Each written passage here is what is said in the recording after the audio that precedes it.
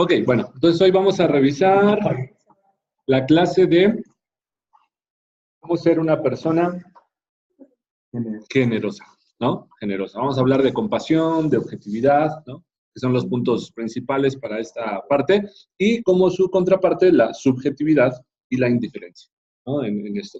Entonces hoy vamos a estar hablando acerca de columna E y F, entonces para que se ubiquen ahí en sus resultados. La E, primero, compasivo. Tiene que estar lo mejor, la parte más alta de calificación entre 75 y 100. Eso sería excelente. Entre 50 y 75 es una área todavía aceptable. Entre 20 y 50 ya hablaríamos de una parte de mejoramiento deseable. Y entre 0 y 20, mejoramiento necesario, ¿no? Ajá, la E, compasivo indiferente. Entonces, pensando sobre todo en la labor que llevamos a cabo en la iglesia, en la misión que tenemos, pensando en esto sobre todo, esto es fundamental, ¿no? Lo que vamos a ver hoy es fundamental.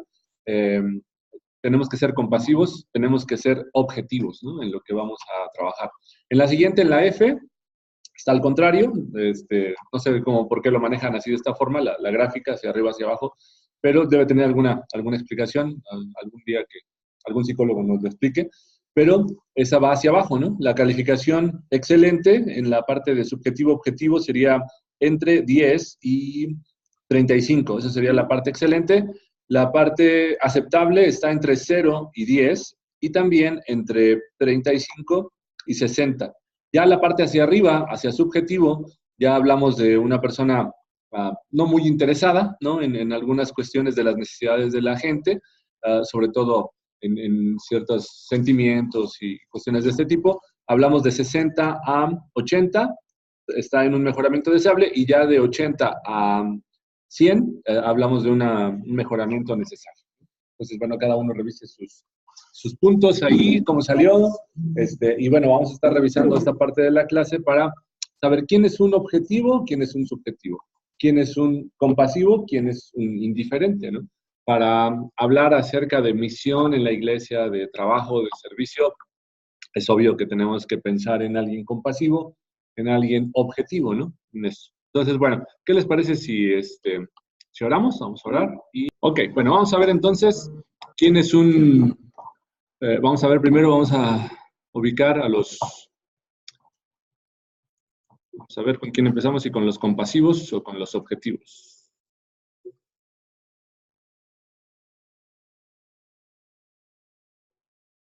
Bueno, la semana pasada estuvimos hablando acerca de la expresión, de los expresivos, de la comunicación y todos estos aspectos. Entonces, hoy vamos a completar un poco esto con la acción, ¿no? Con cómo acercarnos a la gente, todos estos aspectos. Vamos a empezar entonces primero con el subjetivo, ¿no? ¿Quién es una persona subjetiva?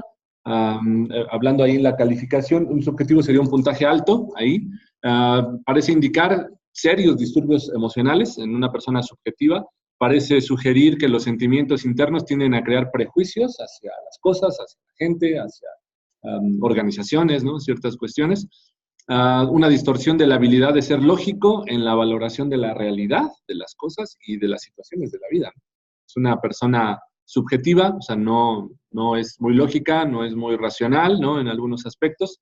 Estos individuos son autoconscientes y no confortables en las relaciones interpersonales. O sea, piensan más en ellos, no piensan mucho en los demás. Entonces, esta parte complica un poco las relaciones con las demás personas, las relaciones interpersonales. Hablar del objetivo sería la parte contraria, hablar de una persona objetiva, una persona ilustre, razonable, de actitud lógica, ¿no? Contrario a quien es un subjetivo. Tiene habilidad de ser muy analítico, imparcial, desapasionado, ciertas cuestiones. No se preocupa con la introspección, ¿no? Un poco hacia la parte interna, tampoco tiene dudas internas o aprensiones, ¿no? Como lo tendría un subjetivo. Estas personas están cimentados entre aquellos que están científicamente orientados, ¿no? Los objetivos más a ciertas respuestas más lógicas, más racionales, ¿no? Y todo esto. Pero bueno, vamos a ver cómo lo vamos a enfocar nosotros para esta parte del servicio en la iglesia y de la labor que llevamos a cabo, y obviamente pues las relaciones que tenemos con todas las demás personas. Entonces, hablando un poquito más acerca de esto, un objetivo y un subjetivo. ¿Quiénes son, no? ¿Quiénes son? Me voy a ir acá al manual para poder ahí revisarlo. Estamos todos ahí, entonces en la página. Hablando un poco de esto, pues si hablamos de la misión que tenemos que Jesús vino a plantear para cada uno de nosotros en la vida, estamos hablando acerca de pensar en otras personas, ¿no? O sea, Cristo quiere que pensemos en los demás, ¿no? Cuando habla y dice que se acerca con él un maestro y le pregunta cuál es el mandamiento más importante, ¿no? de la ley, pues el primero es muy claro, ¿no? Amar a Dios con todo tu corazón, con toda tu alma, con toda tu mente, con todas tus fuerzas, ¿no? Pero el segundo es muy parecido, dice, ¿no? ¿Por qué? Porque tienes que amar a los demás como te amas a ti mismo, ¿no? Amar a tu prójimo como a ti mismo. Entonces, eh, de, de entrada, Dios quiere que pensemos en las demás personas y esto es ser objetivo. O sea, pensar en los demás, hacer caso a sus necesidades, voltear a ver las circunstancias por las cuales se están atravesando o pasando, eso es ser objetivo, ¿no? Es enfocarnos en más allá de nosotros mismos, ¿no? El subjetivo se enfoca solo en sí mismo, solo en su persona, solo en sus necesidades, ¿no? Solo en sus situaciones, sus problemas, y eso le impide, está tan ensimismado en esta parte que le impide poder ver las necesidades de los demás. ¿Cómo fue Jesús en esto? ¿Cómo se comportó en esta situación cuando viene a convivir con los seres humanos? ¿Pensó solo en él? ¿Cómo fue? ¿Qué caracterizó a Jesús? Su amor al prójimo, su amor por los demás. Constantemente yo creo que vemos cómo interactuaba con la gente, ¿no? Constantemente vemos cómo atendía necesidades de los enfermos, de los que tenían alguna petición, ¿no? Para él, diversas situaciones, ¿no? Y así fuera quien fuera. Recuerdan cuando, no recuerdo si fue solo un leproso o alguien de una mano seca, no recuerdo, pero que se acerca, creo que fue un leproso, ¿no? Cuando se acerca y le dice, si quieres puedes limpiarme, ¿no? O sea, le dice, leproso, si quieres puedes limpiarme, y Jesús, o sea, objetivamente le dice, sí, sí quiero, ¿no? O sea, se limpio, ¿no? Y siempre todo esto era por la fe, ¿no? Entendemos que todo esto era por la fe, pero esa es la actitud que Jesús tenía, ¿no? Esa es la actitud que pide de cada uno de nosotros. Entonces es como un requisito para poder entrar a lo que llamamos iglesia y poder hacer iglesia, poder ayudar a los demás, poder predicar un mensaje, ¿no? El predicar el evangelio. Esto es necesario, ser objetivo. Un subjetivo le va a costar muchísimo trabajo. No solo a la iglesia, le va a costar mucho trabajo todo. El trabajo, la escuela, en general, muchas situaciones le va a costar trabajo. Vamos a ver por qué decimos que Dios, Cristo quiere que pensemos en las demás personas. A Filipenses 2, versículos 3 y 4. Filipenses capítulo 2, versículos 3 y 4. Si alguien lo tiene, fuerte, para que todos escuchamos. Sí, adelante. No sean egoístas, no traten de impresionar a nadie. Sean humildes, considerando a los demás como su propio. No se ocupen solo de los demás. Ok, híjole, es así como una declaración muy fuerte, ¿no? O sea, porque generalmente hacemos todo lo contrario de lo que aquí menciona, ¿no? Me encanta cómo dice esa versión que tiene, dice la NTV, ¿verdad? Dice, no sean egoístas. O sea, de entrada así es muy directo. Acá la Reina Valera dice, no hagáis por contienda, nada hagáis por contienda o por vanagloria. Pero acá dice egoísmo. Esa es la definición, ¿no? En este caso, ¿no? De una persona subjetiva, alguien que es egoísta, ¿sí? Alguien que solo piensa en sí mismo y que cuando los demás les va bien, él se enoja, ¿no? O sea, cuando los demás reciben algo, él se enoja, él quiere todo, ¿no? O sea, él quiere toda la atención, él quiere todas las cosas, ¿no? Él quiere ser el centro de todas las cosas. Entonces, contrario a todo ello, lo que la palabra de Dios nos dice, no hagáis nada por contienda o por vanagloria, antes más bien ser humildes. O sea, sería lo contrario, el egoísmo versus la humildad, totalmente. El ser humilde, el mostrar una actitud, y Jesús mismo dice, aprendan de mí, que soy manso y humilde, ¿no? O sea, esa es precisamente su declaración acerca de esto. Él mismo lo declara y él mismo lo corrobora con sus actos, con sus pensamientos, con sus acciones, todo lo corrobora. Dice, estimando cada uno a los demás como superiores a él mismo. Generalmente todo es lo contrario. Generalmente yo soy mejor que los demás. Generalmente todo lo que hay es para mí. O sea, generalmente yo quiero todo lo que hay en la mesa para mí. Yo quiero ganar siempre, yo quiero ser el número uno, ¿no?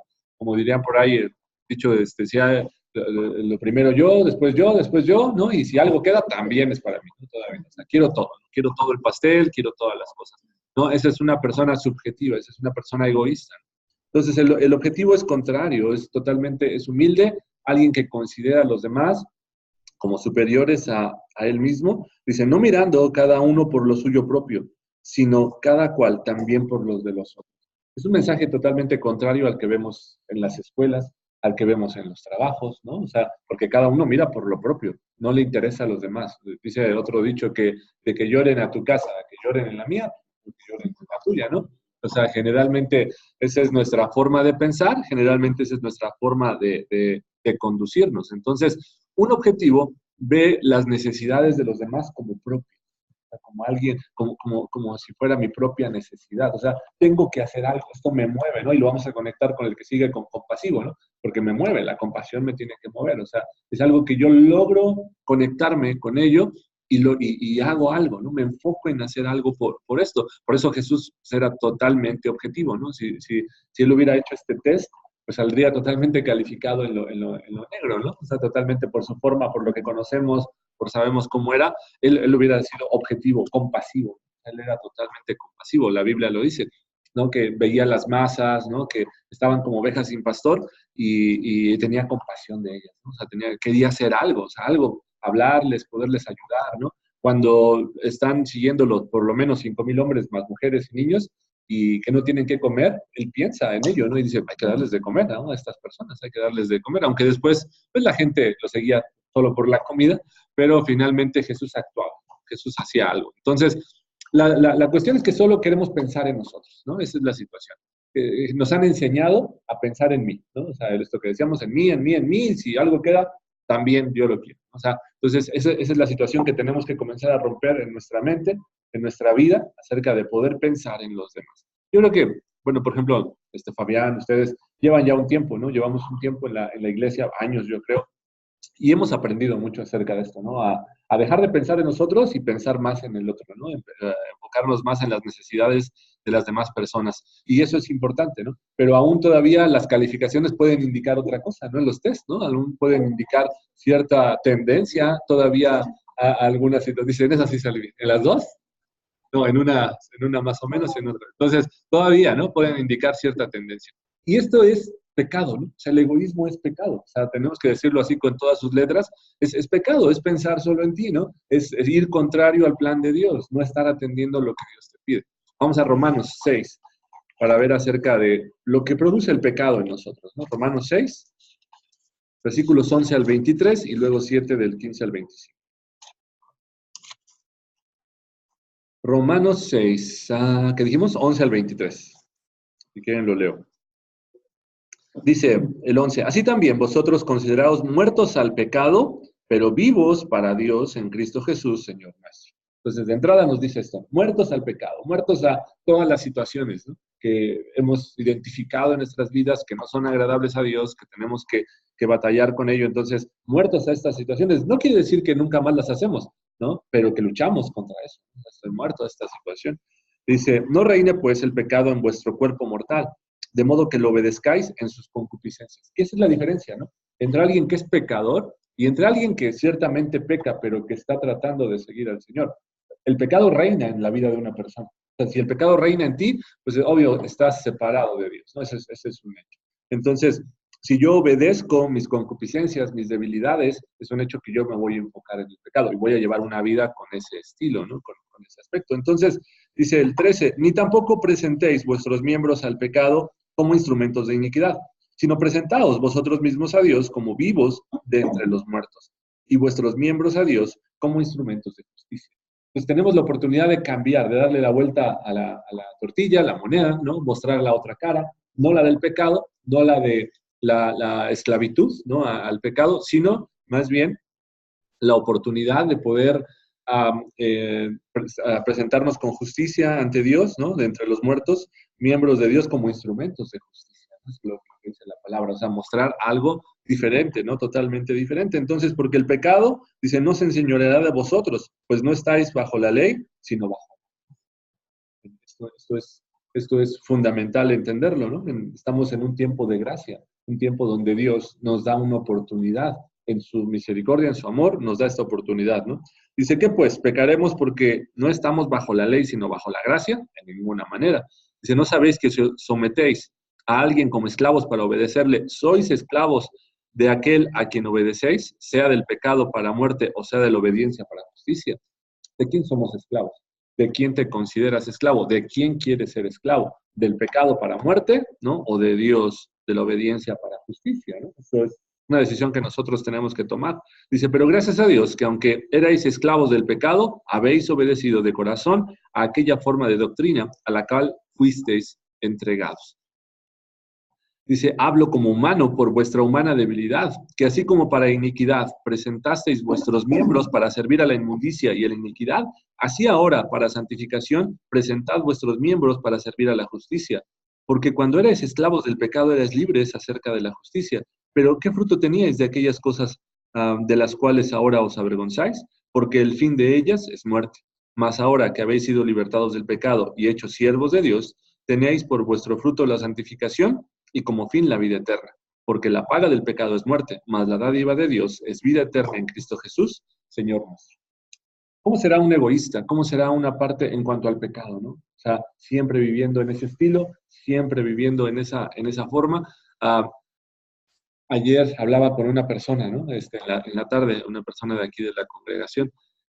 Wow, es increíble que pelee con su pareja por cuestiones muy, muy sencillas, de diferencias de dinero de 20, 30 pesos, ¿no? De que, no, tú me debes, ¿no? Y cuestiones así muy fuertes, ¿no? O sea, híjole, ya suelta esa parte, ¿no? O sea, ya suelta esa parte porque habla de egoísmo, ¿no? O sea, habla de que, pues yo quiero, o sea, estoy haciendo cuentas hasta de 2, 3 pesos, ¿no? Ahí a veces, entonces, no vale la pena, ¿no? Por cuestiones tan simples, tan sencillas, no vale la pena esta parte, ¿no? Eso es ser subjetivo. Entonces, no es ser objetivo, no ir a la necesidad de la persona, sino buscar mi propia necesidad, ¿no? Ese es ser subjetivo. Vamos al 7, versículo 15 al 25. Seguimos ahí hablando acerca del pecado, porque es lo que habla Pablo en esta parte. ¿Nos quieres ayudar? Román, 7, del 15 al 25. Dice, no sé qué está pasando. Como no me gusta hacer el mal, pero en realidad no soy yo el que hace el mal. Yo sé que en mí el bien tiene vida, es decir, lo recibe en mi naturaleza humana. Hay en mí el deseo de hacer el bien, pero no puedo llevarlo a cabo. En efecto, no hago el bien que quiero hacer, sino que hago el mal que no quiero hacer. Entonces, si hago lo que no quiero hacer, no soy en realidad yo el que hace el mal, sino el pecado. Y así que he aprendido esta regla. Aunque quiero hacer el bien, el mal está ahí conmigo. En mi interior yo estoy de acuerdo con la ley de Dios, pero veo que aunque mi mente la acepta, no puede estar en lucha contra la ley de Dios. Esa otra ley es la ley que impone el pecado. Esa ley vive en mi cuerpo y me hace prisionero del pecado. Eso es terrible. ¿Quién me salvará de este cuerpo que me causa muerte? Dios me salvará. Le doy gracias a Él por medio de nuestro Señor Jesucristo. Así que mi intención es seguir a la ley establecida por Dios, pero con mi cuerpo actúo como un esclavo de una ley establecida por el pecado. Ok, hay una lucha, ¿no? Hay una lucha interna. Dice, me doy cuenta que cuando quiero hacer el bien, el mal está dentro de mí, ¿no? O sea, está ahí. Dice, entonces no hago el bien que quiero, sino el mal que aborrezco, ¿no? O sea, es lo que está mencionando el apóstol Pablo. Y entonces, es una batalla, ¿no? Es una batalla todo el tiempo, ¿no? Al interior de mí por hacer el bien que conozco, que he aprendido, pero dentro de mí, o sea, yo lo comprendo en mi mente, pero realmente estoy enfocado en el mal, porque es lo que he aprendido más, es lo que he sabido, ¿no? Me da súper risa este caso que les comento, ¿no? Porque es una pareja que está separada, ¿no? Pero que tienen todavía, pues, o sea, comunicación y todo esto, ¿no? Entonces me da risa que me decía él, dice, es que ella me dice, dame tu ropa, yo te la lavo, ¿no? O sea, dije, pues, qué padre. Dice, pero dame lo que ibas a pagar en la lavandería, ¿no? O sea, no, pues, está bien. ¿No? Pero luego cuando vienen el domingo, ella no tiene coche, él sí, entonces le dice, vamos, te llevo. Dice, pero dame lo del camión, ¿no?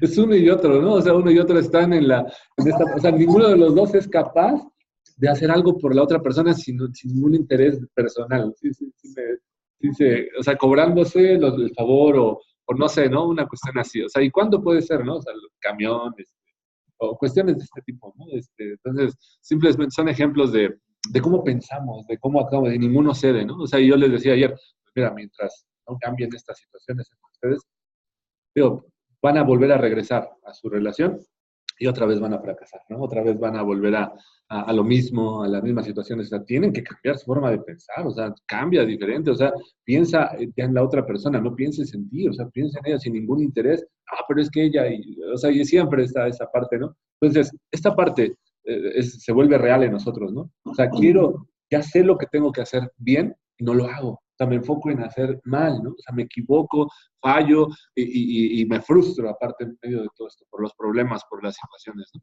Entonces tenemos ahí en el manual que es subjetivo, la terminología clínica, o sea, psicología, es egoísmo y por consecuencia es pecado, ¿no? O sea, la parte egoísta lo estamos viendo en la palabra de Dios, es pecado, ¿no? Es una situación en la cual caemos y fallamos, ¿no? Erramos, en este caso en el blanco, como es la descripción de la parte del pecado. El dar en el blanco sería pensar en las otras personas, como Cristo nos ha enseñado, ¿no? O sea, como Él viene, nos da ejemplo, entrega toda su vida, ¿no? Por los demás, ¿no? No importando lo que le costara, no importando lo que tuviera que suceder, aún su propia vida, entregándose por todos los demás.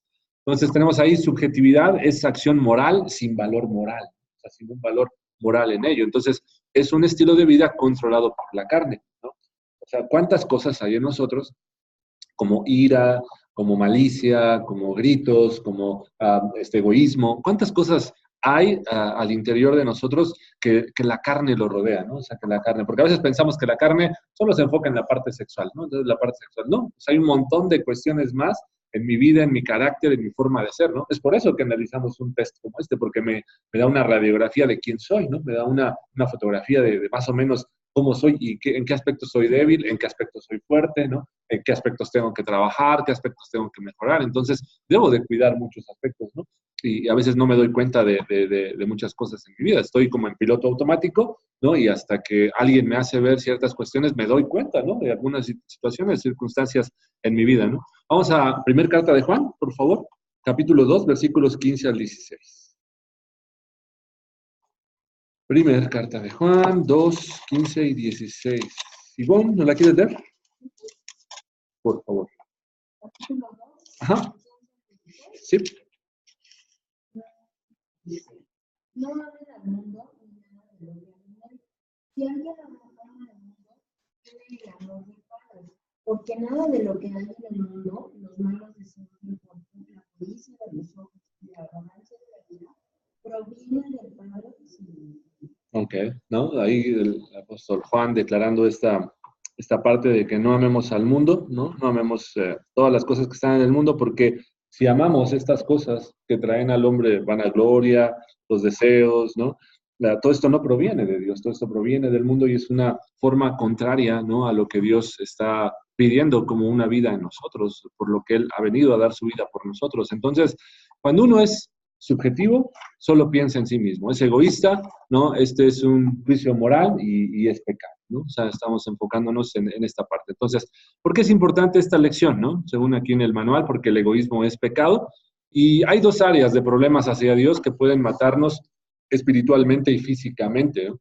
El manejo de la ira, no puedes perdonar, ya lo vimos hace 2 semanas, ¿no? Esta parte de la ira, no puedes perdonar, te es imposible perdonar, ¿no? Y te puede matar, ¿no? Espiritualmente, es algo interno. El egoísmo también, no puedes ver correctamente al mundo, no puedes relacionarte correctamente con las personas, hay soberbia en tu vida, hay arrogancia y hay orgullo, ¿no? Estas tres palabras ahí, anótenlas, subrayenlas, ¿no? Soberbia, arrogancia y orgullo. Son estas tres palabras que hablan de un egoísta, que describen a una persona egoísta, ¿no? Vamos a hablar un poquito acerca de esto. Vamos a Proverbios, por favor. Libro de Proverbios para hablar a ver qué dice la palabra acerca del orgulloso. ¿Cómo será una persona orgullosa antes de llegar acá? ¿Cómo la describirían ustedes? ¿Quién es un orgulloso? Alguien que no sabe pedir perdón. Ajá. ¿Qué más? ¿Quién más? ¿Qué más? ¿Alguien que no acepta sus errores? Ajá. Sí, Fabián. Exactamente, iba a decir alguien que no acepta sus errores. Ajá. o que no está dispuesto al cambio. Exacto, exacto, ¿no? Que él es una persona que dice, yo así soy y así me voy a morir, ¿no? O sea, no, así nací y así me voy a morir, ¿no? O sea, no está dispuesto a cambiar, no está dispuesto a perdonar, no está dispuesto a aceptar errores o fallas, inclusive en las demás personas, pero realmente esta parte del orgullo es como una máscara, ¿no? O sea, realmente creo que muchas de las personas que se muestran orgullosas en realidad son débiles, pero se muestran fuertes ante los demás para tener esta barrera de no me dañen o no entren en mi vida o yo soy fuerte, ¿no? O sea, querer mostrar ciertas cosas que en realidad no lo son, ¿no? O sea, muchas veces esta parte. Como ya algo de, ¿cómo se puede? Pues es que hace rato decían, creo que hablo de errores. Ajá. Pero creo que en poco o mucha cantidad, en poca o mucha medida, creo que a todos Sí, cuesta sí, sí, trabajo todos aceptar somos. nuestros errores. Pero en realidad esta persona es una persona que le demuestras que está equivocado y aún así no. Entonces, que dice, o sea, esto es rojo y aunque usted sea rojo, esto es negro, ¿no? Porque nada más porque yo lo digo, ¿no? O sea, ¿no? Fumando. No, ese No soy yo. así, o sea, Hasta ese como sabe, ¿no? ¿Cómo se dice este efecto cuando te ponen algo? no. Photoshopearon algo así, ¿no? Algo así, ¿no? Porque decían, no, yo no fui, ¿no? Su video que salió apenas no hace mucho, pero bueno, ahí con estas cosas. Vamos a Proverbios 8, Proverbios 8:13, y vamos a hablar aquí, vamos a ver al orgulloso. Dice, el temor de Jehová es aborrecer el mal, la soberbia y la arrogancia, el mal camino y la boca perversa aborrezco. O sea, como cosas contrarias, ¿no? Por un lado, el temor de Jehová aborrece todo lo malo. Y por otro lado, la soberbia, la arrogancia y el mal camino y la boca perversa son contrarias, ¿no? Y el escritor dice, son cosas que aborrezco, ¿no? Totalmente. Vamos al 11 versículo 2. Dice, cuando viene la soberbia, viene también la deshonra, mas con los humildes está la sabiduría. Me parece que la versión NTV dice el orgullo, ¿no? Si no me equivoco, ¿sí? 11:2. Ajá. Ajá. Entonces acá dice la soberbia, ¿no? Pero en realidad es la parte del orgulloso, ¿no? Que se compone de soberbia, arrogancia, ¿no? Esa parte, ¿no? La parte del egoísmo que se integra, ¿no? A esta misma. Entonces, igual, ¿no? Solamente la humildad. ¿Mande? Oprobio, como menosprecio, ¿no? Como si te menospreciaran, o sea, soy el oprobio de la gente, ¿no? Como la burla, ¿no? Sería más o menos, ¿no? En general, sería algo así. Ajá, ¿qué dice? Oprobio, ajá. Ujú. Sí, porque acá dice deshonra, ¿no? O sea, como rechazo, como burla, como ciertas situaciones, porque en realidad, ¿quién va a aceptar a una persona orgullosa? ¿Quién va a querer convivir con una persona orgullosa? O sea, te casas con alguien así y wow, pues va a ser una lucha constante hasta que lo vas a acabar dejando, ¿no? O sea, lo vas a acabar dejando. Luego, 13:10, por favor, ahí adelantito, Proverbios 13:10. Dice la palabra de Dios para todos. Hermano, Sí, oprobio es como una deshonra que se hace públicamente, ok. como lo que le pasó a Jesucristo en la exhibición en el Calvario. Ajá, Entonces, es el oprobio, ok. una vergüenza pública. Pública. O sea, que te hagan pasar. Ok, sí, Fabián, muchas gracias. Esa parte, ¿no? Es una humillación, ¿no? Pública, una deshonra pública, ¿no? Vemos realmente con Jesús, ahorita que menciona esto, Fabián, imagínate, pues, así como cuando vamos a una iglesia católica y vemos ahí los crucifijos y vemos a Jesús ahí, la vemos ahí con su mantita ahí cubriéndole sus partes íntimas, ¿no? Pero en realidad, ¿tú crees que así fue? O sea, eso lo ponen para no mostrar ahí una cuestión así como media mal, ¿no? Pero en realidad Jesús estaba desnudo, yo creo, ahí enfrente de toda la gente, ¿no? Sí, sí, o sea, porque así los ponían, yo creo, desnudos a todos. O sea, imagínate que se iban a poner la tensión de tápenle para que no le vean. No, o sea, imagínate, era un oprobio, era una vergüenza, ¿no? O sea, precisamente esto que estamos ¿no? Ahí comentando, ¿no? Totalmente una persona ahí desnuda, sufriendo en medio de toda esta situación. Entonces, Enfrente de su madre, enfrente de su tía, enfrente exacto, de sí, que lo sí, sí, habían enfrente de toda la gente, de sus familiares y todo esto, ¿no? Pues no, no creo que hubiera como tal, ¿no? Sino era nada más como ajustarse su propia vestimenta, ¿no? Por eso dice, esta parte de, cuando dice la Biblia de los lomos, ¿cómo dice? Como esta parte, pero dice, hay una parte que dice la Biblia de ajustense los lomos de sus vestidos, ¿cómo dice? Fue esta, que ceñir los lomos. ceñir los lomos, es amarrarte, ese era amárrate, porque esa era la cuestión, ¿no? Que no sabían cuándo alguien los iba a atacar o tenían que un animal o algo, y entonces para poder correr, era, pues, amárrate, ¿no? Amárrate para que puedas correr libre, ¿no? Pues tal vez, no sé, no lo sabemos exactamente. Tal vez por la época era más difícil, ¿no? Pero tal vez alguna cuestión así. Entonces, bueno, Proverbios 13:10. 13:10 dice, ciertamente la soberbia concebirá contienda, mas con los avisados está la sabiduría. Entonces, nuevamente, hablar del orgullo, de la soberbia, ¿no? Concibe contienda, porque ¿a quién le cae bien un orgulloso, un soberbio? O sea, difícilmente, ¿no? Y más bien genera un conflicto. Por el contrario, ¿no? Con los avisados está la sabiduría, actuar de una forma mejor, ¿no? De una forma más tranquila. Proverbios 16:18. Proverbios 16:18 dice, antes del quebrantamiento es la soberbia y antes de la caída la altivez de espíritu, ¿no? Entonces, igual, ¿no? O sea, a veces después caemos en la cuenta de que nos hemos equivocado antes del quebrantamiento, ¿no? Pero pues al principio nos equivocamos, ¿no? Fuimos soberbios, orgullosos en esto. Y por último, 29:23, perdón. 29:23.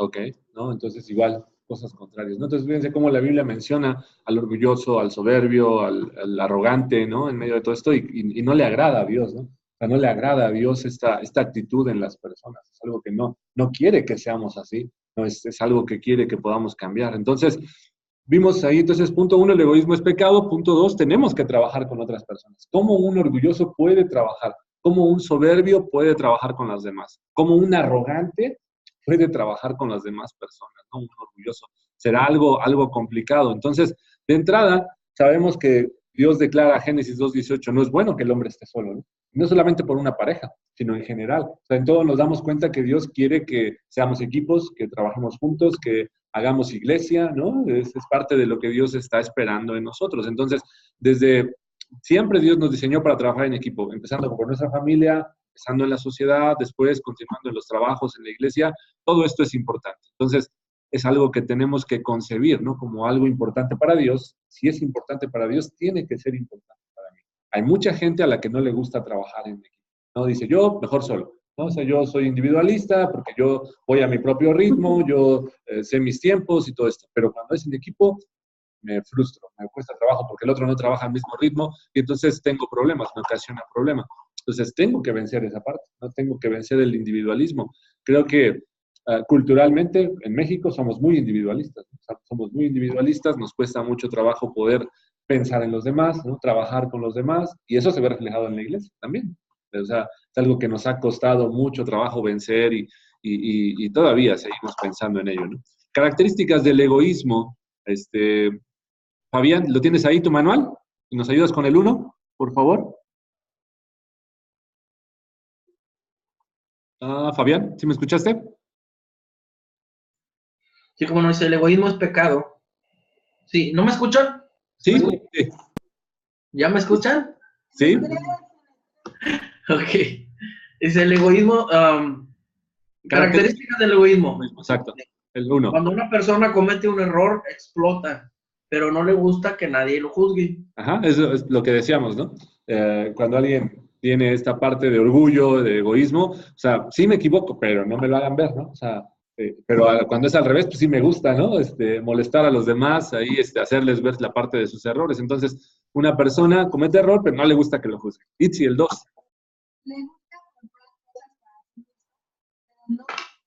Ok, te ha tocado a veces así, o sea, pues sí, esto para mí, para los demás, no, no, esa es la parte del egoísmo. Ivonne, 3.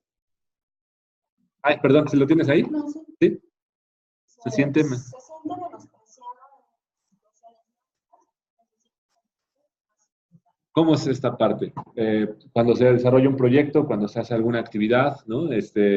Cuando él no Como es que, dentro de esa parte, no se siente a gusto. Él quiere tener como una mayor responsabilidad, un papel más protagónico en las situaciones. Perdón, Fabián. sí, era eso, que a veces nos gusta ser protagonistas en lugar de ser solamente un miembro más de un equipo, ¿no? Sí, a mí, o sea, digo, por ejemplo, veo a futbolistas, veo a Cristiano Ronaldo y a Lionel Messi, ¿no? O sea, por un lado, los dos tienen unas habilidades increíbles, ¿no? Pero veo mucho más egoísta a Cristiano Ronaldo, ¿no? Tanto en su actitud y todo esto, ¿no? O sea, como que quiere ser el centro de la atención, ¿no? Y el otro, Messi, pasa como más desapercibido, aunque es muy bueno también, pasa como más desapercibido, piensa como más en el equipo. Entonces es cuando vemos a dos personas ahí actuando, ¿no? En esta parte. El que sigue 4, Uva. La persona actúa. ¿No? Siempre está relacionado con el que viene, pues buscando cierto beneficio para él, ¿no? O sea, en esto. Entonces, antes de pensar en ellos, me aseguro mi bienestar, me aseguro mi beneficio en algo, ¿no? 5, Fabián, por favor. Sí, dice, tiene conflictos de conducta, dice, ¿cuál es la ventaja para mí? Ajá, un egoísta siempre estará preguntando esto, ¿y yo qué beneficio saco de esto? ¿No? O sea, cuando te proponen un trato, jugar o algo, no sé, ¿no? Hacer algo, ¿cuál es la ventaja para mí en esto, ¿no? Creo que la parte del egoísmo aflora mucho cuando jugamos juegos de mesa, por ejemplo, ¿no?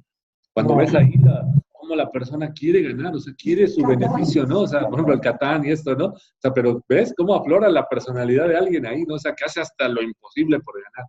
No le importa, y sobre todo en el Catán mucho esto porque del intercambio de cámbiame esto, ¿no? O alguien que dice, dame 2 y sí, ¿no? O sea, buscando un beneficio en esta forma. Hermano, me estoy acordando llevando esto a la mesa de los personajes bíblicos, me estoy acordando de Juan el Bautista. Ajá. O sea, todo el contraste o lo contrario a esto, porque se viene otro tras de mí del cual yo no soy digno de desatar el calzado de sus pies. Exacto. Y dice, no me miren a mí prácticamente, estoy solamente abriendo una brecha, pero no me miren a mí, el importante es Jesucristo, viene atrás. Sí. O sea, la gran humildad de Juan para no usurpar ese lugar que al fin y al cabo ya tenía seguidores y tenía mucha gente que le admiraba, ¿no? Sí, sí, totalmente. Él pudo tener un papel más protagónico, pero le cedió el papel a quien le correspondía, ¿no? A Jesús, totalmente. Sí, me gusta. Sí, y él declaraba, ¿no? Cuando le preguntaban a Juan el Bautista, ¿eres tú el Cristo? No, no, o sea, yo solamente soy la voz que clama en el desierto, ¿no? Enderecen los caminos del Señor, pero viene uno más grande que yo, ¿no? O sea, él mismo lo declaraba, entonces era la actitud de humildad, ¿no? Totalmente en eso. ¿Itzi 6?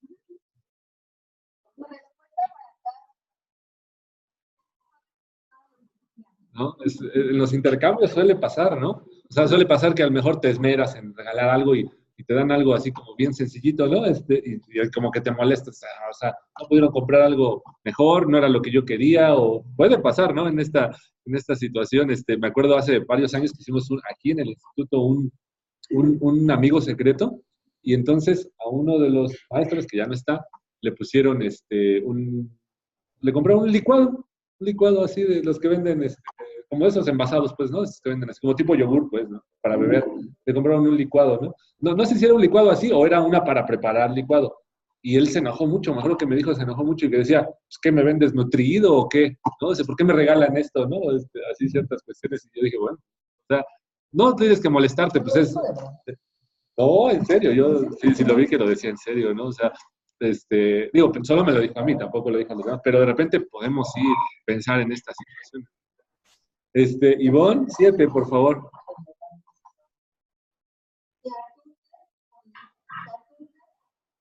¿Reacciones? No, ya sabes cómo va a actuar, ¿no? O sea, ya sabes cómo va a reaccionar, ya dices, ya cuando lo ves venir dices, no, o sea, ya viene otra vez, ¿no? O sea, ya viene su reacción, ya viene su forma de actuar y decir, ya lo conoces, ¿no?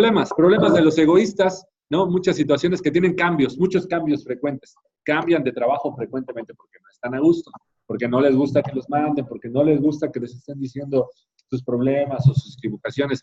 Cambian constantemente de amigos igual, porque igual el amigo a veces, pues si es transparente, pues le dirá sus verdades. Si no le gusta, entonces constantemente estará cambiando de amigos, de intereses, ¿no? De cosas que le gustan, de metas, ¿no? Igual, o compromisos. Constantemente estará cambiando de muchas cosas. Y tiene problemas con relaciones forzadas, ¿no? Infringe dolor, ¿no? A la gente en sus relaciones, en cuanto a necesidades también, ¿no? No se fija mucho en las necesidades de las personas, siente mucha frustración, ¿no? En muchos aspectos, falta mucho el respeto a los demás y es inseguro, ¿no? Es esta cara que se pone una persona muy fuerte, orgullosa, pero en realidad no lo es, ¿no? En realidad no lo es, o no lo es tanto, por lo menos. Entonces, tiene estos problemas de ineficiencia que tiene que ver con los recursos que tiene, o sea, son recursos perdidos, metas inalcanzables, sobrecargado en muchas cuestiones, ¿no? Información errónea y una visión muy corta, ¿no? Una vista muy, muy corta. Entonces, egoísmo es la disminución y la pérdida de lo que la humanidad anhela, ¿no? De las situaciones más buenas que el hombre puede tener junto a otros hombres, ¿no? El compartir, el amor, la amistad, ¿no? Entonces, todos queremos vivir, ¿no? En un estado con valor, ¿no? En un buen estado con valor, amor y aceptación, ¿no? Que son las necesidades básicas del ser humano, ¿no? La seguridad. ¿Qué es la seguridad? ¿Cómo podría, o qué podemos incluir en la parte de la seguridad? Pues de entrada yo necesito saber dónde voy a dormir esta noche, dónde voy a pasar la noche, qué voy a comer, ¿no? Eso será lo principal, ¿no? Un trabajo, por ejemplo, algo que me dé dinero, o sea, para poder comprar lo que necesito. Eso me da seguridad, ¿no? O sea, un lugar donde quedarme, comida, dinero, eso me da seguridad. Y eso, en general, pues lo conseguimos, ¿no? O sea, lo tenemos. Pero una vez que cubrimos esta parte, surge otra necesidad. Hay un hombre teórico que se llama Abraham Maslow, no sé si la pirámide de Maslow, ¿no? Y él marca 5. Aquí en el manual solo estamos viendo 3, pero en general él marca 5 hasta la realización personal, ¿no? Llegar a esta parte. Aquí solo hablamos de seguridad, después en el 2, aceptación. Yo tengo la necesidad de que me acepten los demás. Y esto generalmente se da más en la familia, ¿no? No sé, de chico tal vez andabas todo sucio, así, sudado, y alguna vez tus papás te dijeron, hazte por allá, vete por allá, o alguna cuestión así. No, o sea, en general, a pesar de llegaras como llegaras, siempre te aceptaban tus papás, ¿no? Siéntate a comer o diversas cuestiones. A lo mejor olías mal, a lo mejor estabas muy sucio, pero no importaba. Siempre vas a ser el hijo de la casa o la hija ahí de la familia, ¿no? Entonces, siempre, la aceptación será fundamental. ¿Cómo actuará esto en nosotros? Cuando alguien no me acepta, pues tengo ahí un problema, ¿no? O sea, una necesidad no está cubierta, ¿no? Una necesidad ahí está fallando. Y la 3, el amor, ¿no? El amor. ¿Cómo definimos el amor? ¿Cómo entendemos la necesidad de amar y de poder amar a otros y de ser amado? ¿Cómo lo definirían? Porque griego hay 3 palabras, ¿no? Lo hemos visto hoy para hablar del amor, que es eros, que es filio y filias, y ágape, ¿no? Para nosotros es más complejo porque solo tenemos una palabra, ¿no? Amor, y ellos tenían 3 y la podían ocupar en los diversos momentos, ¿no? ¿Cómo entra para nosotros esta parte del amor? De poder amar a otros y ser amado. ¿Abarcará los 3? ¿Creen en esta parte? La necesidad de amar. Tanto la parte sexual, la parte de hermanos y la parte, ¿no? De hacer algo más allá de solamente sentir a alguien por alguna persona. ¿Entrarán las 3? ¿Qué piensan? Dice Ubaldo, sí. Yo creo que sí, ¿no? O sea, necesito sentirme amado. No sé, por ejemplo, Uba y Ivonne, ¿alguna vez se han enojado? Sí, ¿verdad? ¿Alguna vez se han ido de casa enojados? O sea, que uno de los dos haya salido de la casa enojado. O sea, dices, ya no ha pasado, pero ¿cómo se siente eso? ¿Cómo se siente salir enojado de tu casa con tu esposo o tu esposa? O sea, todo el día estás pensando en eso. Todo el día te está rondando en la cabeza esa situación.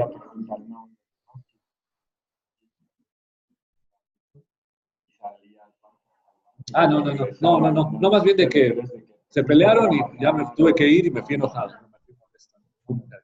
Esa parte es importante, pero ¿cómo se sentirá, no? ¿Cómo se sentirá esta situación? todo el día estás pensando, todo el día estás diciendo, preparando qué le vas a decir a la persona, qué argumentos le vas a dar, ¿no? Y, ajá, ¿no? Ahí, exactamente, ¿no? Para reclamarle, para decirle. Pero todo lo contrario, todo lo contrario. Cuando todo está bien, cuando te pone el ejemplo John, inclusive ahí en la clase, ¿no? Dice, cuando la noche anterior tengo relaciones sexuales con mi esposa, o sea, al otro día, dice, yo pues, puedo ser capaz de cualquier cosa, de enfrentarme al mundo porque me siento amado, ¿no? Porque me siento aceptado por ella, porque yo me siento su héroe, ¿no? O sea, entonces, es esta parte, o sea, cómo está una persona amada y cómo está una persona sin amar, ¿no? O sea, estas necesidades. Entonces, esto es importante conocerlo porque yo ubico esta parte y yo lo necesito también, yo necesito tener seguridad, ser aceptado y tener amor, ¿no? Esos tres. Pero cuando entramos en la dimensión de Jesús, donde dice, ama a tu prójimo como a ti mismo, yo entiendo que tengo que hacer esto mismo por las demás personas. Tengo que darles seguridad, tengo que aceptarlos y tengo que darles amor. Esta es la dimensión en la cual nos mueve Jesús en medio de estas necesidades. El egoísta, ¿no? El egoísta quiere todas estas cosas, ¿no? También, pero las quiere solo para él y las trata de conseguir de la peor manera, ¿no? ¿Cómo? Menospreciando a los demás, ¿no? Ofendiendo para que él sea el número uno, por ejemplo, para que él tenga lo mejor. Entonces, este tipo de situaciones puede fallar, ¿no? En cuanto al egoísmo. En cuanto al orgullo, pues lo que decíamos, se vuelve un disfraz para la inseguridad, ¿no? Y la arrogancia muestra un sistema de valores equivocado, fallido, ¿no? En nuestra vida, ¿no? En cuanto a cómo nos han educado y qué nos han inculcado. Entonces, igual ahí, ¿quién es el egoísta? Pues es una persona subjetiva que hace decisiones consigo mismo y usa sus emociones para tomar decisiones. Es lo peor que podemos hacer, esta parte de tomar decisiones basado en mis emociones. Las emociones, a veces altas, a veces bajas, ¿no? Entonces, el amor no puede ser una emoción, ¿no? No debe ser una emoción, ¿no? De ninguna forma, porque entonces me llevaría a tomar buenas decisiones cuando estoy con una emoción alta y decisiones muy malas cuando estoy en una parte muy baja. Entonces, emociones, hablando, por ejemplo, de alegría, ira, tristeza, ¿no? Ternura, no sé, como cuestiones básicas, ¿no? De emociones básicas para el ser humano. Y si yo tomo decisiones tristes, pues me puedo deprimir, me puedo hasta quitar la vida, ¿no? O sea, podría ser. Si yo tomo decisiones solo de alegría, pues también me puedo equivocar. No son malas las emociones para nada, porque son alarmas que Dios nos da, ¿no? Momentos que nos permite sentir. O sea, es una parte, una muestra de cómo yo veo la realidad de las cosas, pero no es todo. No puedo tomar por eso decisiones basadas solo en eso. O sea, tengo que poner en contexto todas las cosas en mi vida, ¿no? En esto. Entonces, el egoísta es una persona subjetiva, hace decisiones y esto, ¿no? Entonces, no es libre para dar consideraciones objetivas a las necesidades o ideas de los demás, ¿no? John pone aquí como una rejilla, pero es realmente como una pantalla, ¿no? Como una pantalla, la cual va a mostrar el despliegue total acerca de lo que hay dentro de esta persona, ¿no? Por ejemplo, hablamos de un egoísta, se siente infalible, ¿no? Casi completamente en todas las cosas, una persona que nunca se equivoca, ¿no? Entonces, le ha asignado una función equivocada a sus emociones, ¿no? Permite que las emociones interpreten quién es él, ¿no? Totalmente, entonces toma decisiones en esto. Entonces, esto autoriza respuestas a las acciones, ¿no? Recibe una bofetada en la cara un egoísta, ¿qué hará? Un orgulloso, ¿qué va a hacer? Pues se defiende, ¿no? La regresa, no una, dos o peor, ¿no? O sea, alguna situación. Entonces, no le gusta, se prepara y actúa, está listo para responder, ¿no? Entonces, se va a sentir libre, ¿no? Sin mucho análisis objetivo para responder a cualquier mensaje que le da su pantalla, su rejilla, ¿no? Es esta parte. Tiene mucha dificultad para ver pasar los mandatos sensibles de la situación presente. O sea, no ve la necesidad, ¿no? No ve esta parte. Entonces, el egoísmo es producto de dos áreas, uno la memoria y otro las emociones. Son dos aspectos fundamentales y aquí es donde tenemos la ley de la computadora, ¿no? Esta parte de, yo tengo aquí mi computadora, le doy primero encender y me muestra lo que hay, ¿no? Dentro de ella, o sea, la pantalla me despliega todo lo que hay, los archivos, todo lo que ahí me puedo encontrar, ¿no? Entonces, igual con nosotros, con un toque tengo entrada y acceso a toda la memoria, ¿no? Me muestra exactamente lo que hay, ¿no? Entonces, lo que has escrito es exactamente lo que vas a ver, ¿no? Hermano, Lo que tú has puesto ahí. Sí, Fabián. Me perdí en el punto 3 anterior. Punto 3. ¿Quién es egoísta? En la palabra rejilla, ¿qué representa? Rejilla realmente es pantalla. Es como la pantalla, como si hablamos de la computadora. Okay. Es lo que muestra, ¿no? La rejilla es la pantalla, la cual muestra o nos va a desplegar lo que hay en la memoria, lo que tiene guardado, ¿no? Todo esto, lo que hay en la computadora, como ejemplo, ¿no? Y así es igual nosotros.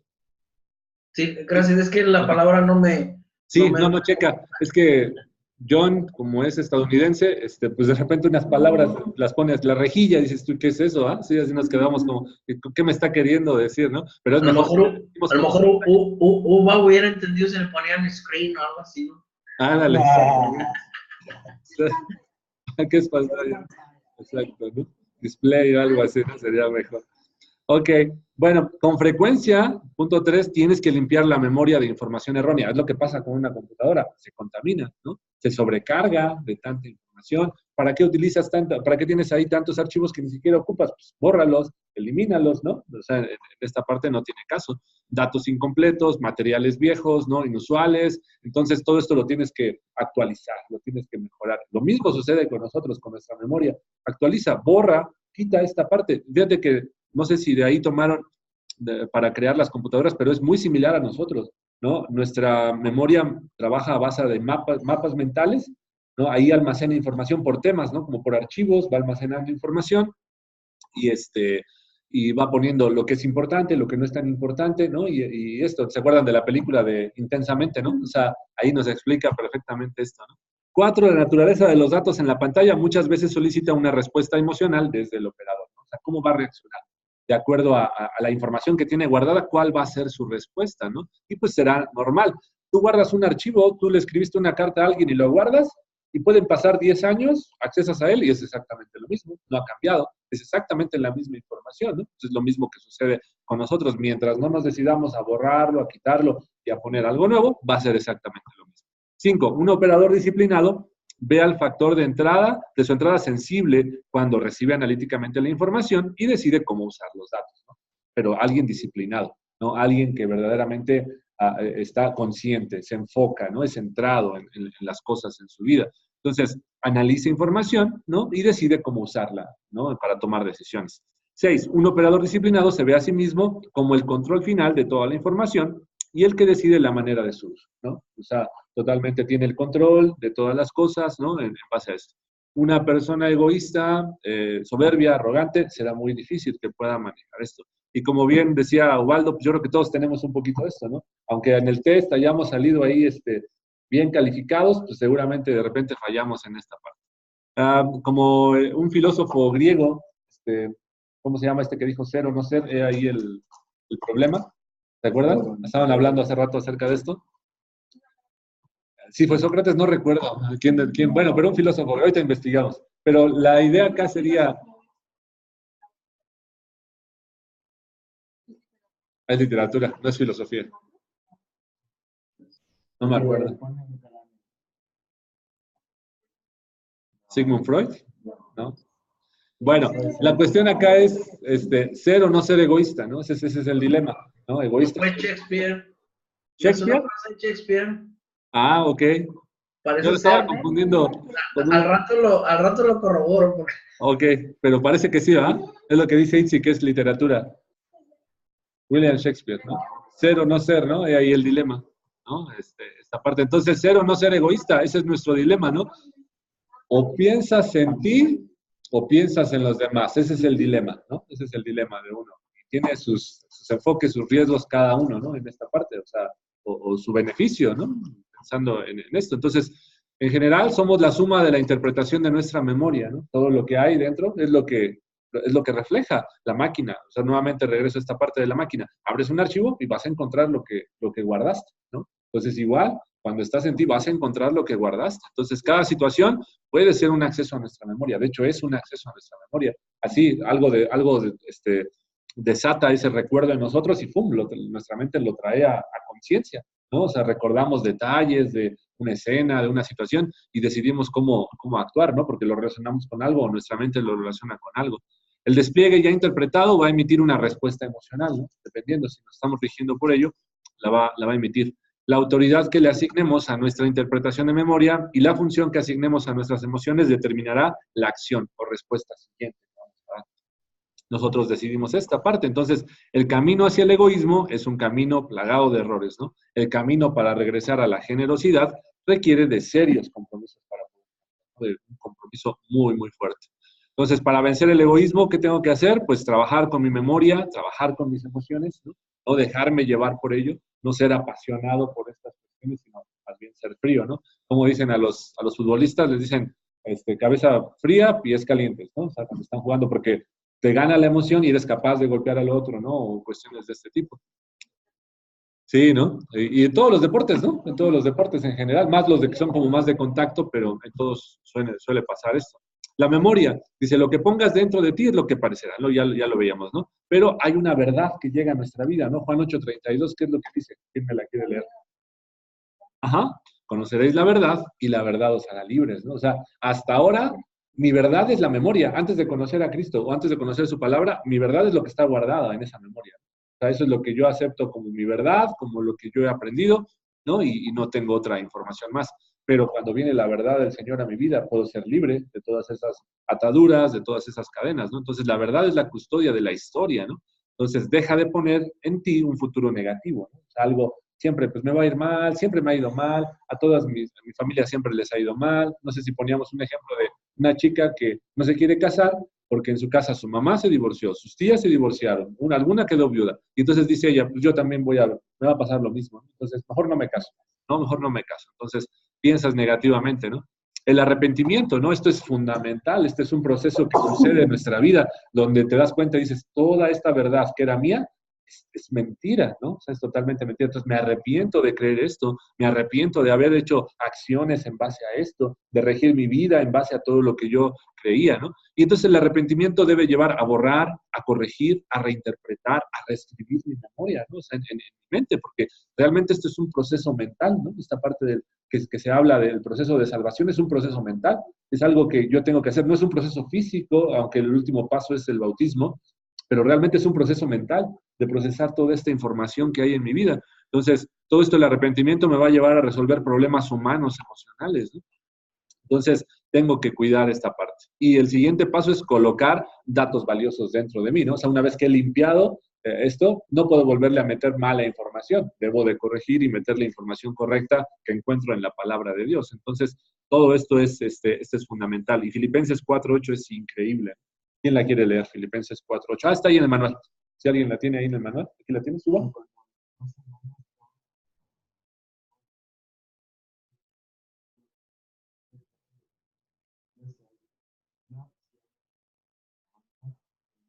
Exacto. En esto piensa, o sea, con esto alimenta tu mente, con esta hora recarga de información tu mente. ¿De qué?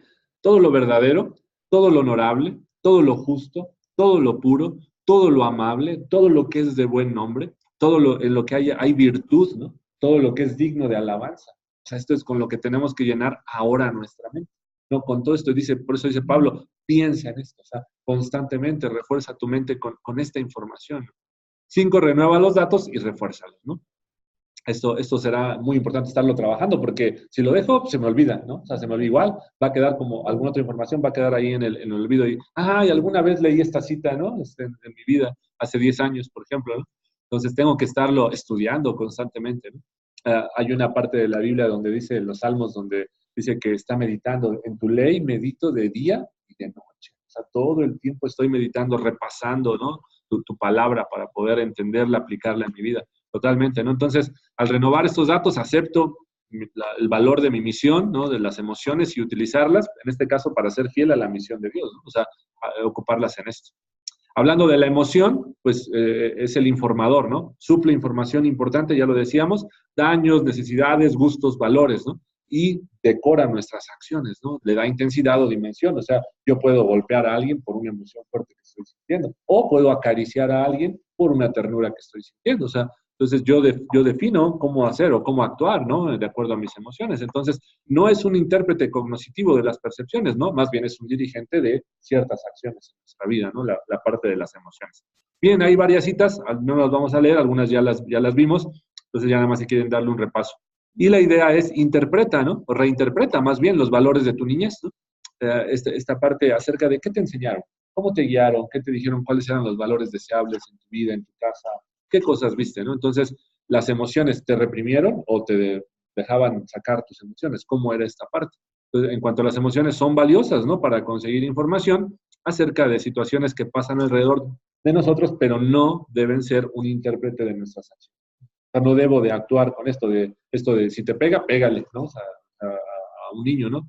Entonces debo de enseñarle no a reprimir las emociones, pero sí a actuar de forma correcta al niño, ¿no? Y yo tengo que aprender de esto, ¿no? Entonces, aprende de tus emociones e interprétalas ahora con tu nuevo. Estás herido, estás dañado por algo que pasó, por un sistema que te enseñaron, sánalo, ¿no? O sea, trabaja con esta parte. Entonces, vive por el control de tus pensamientos y no por el control de tus emociones.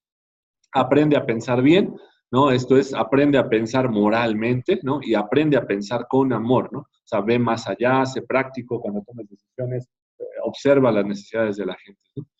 La promesa a ti mismo, ¿no? Esta última parte aquí, los datos y los valores para poner en la memoria. Uno, Itzi, ¿nos ayudas con el uno? No, yo puedo borrar el daño. Yo puedo borrar el daño pasado. Así es, yo puedo hacerlo, o sea, tengo esa capacidad, sí puedo hacerlo, ¿no? O sea, esto es importante. Dos, Ivonne.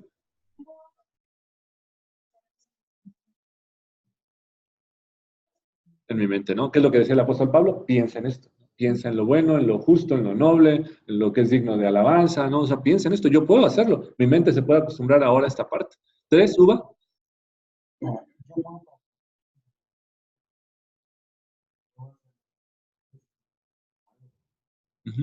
Viene Filipenses 2, que lo habíamos leído ahí hace ratito, ¿no? Esta parte, acerca de deja de hacer del egoísmo, ¿no? De lado.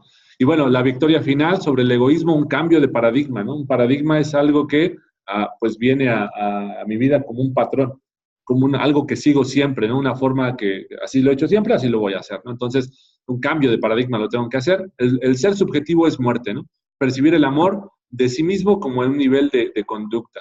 Percibir que dentro de sí mismo se tienen todos los recursos para un desarrollo completo. Burlarse de Dios, ¿no? Del fundamento, ¿no? O sea, hay hombres que, a Dios, para nada, yo soy mi Dios, ¿no? Algunos pueden decir en esta parte, ¿no? Amarse a sí mismo como la realización personal, ¿no? Yo soy perfecto, yo soy el único, ¿no? Es la parte del ser subjetivo. El ser objetivo, por el contrario, generoso y vida, ¿no? La generosidad percibe el amor de Dios como una norma de conducta, ¿no? Como algo para aplicar todos los días en mi vida. La generosidad cree que la muerte del viejo hombre, del hombre viejo, y la vida nueva en Cristo es el principio de una persona firme en su vida. Es algo que tenemos que trabajar.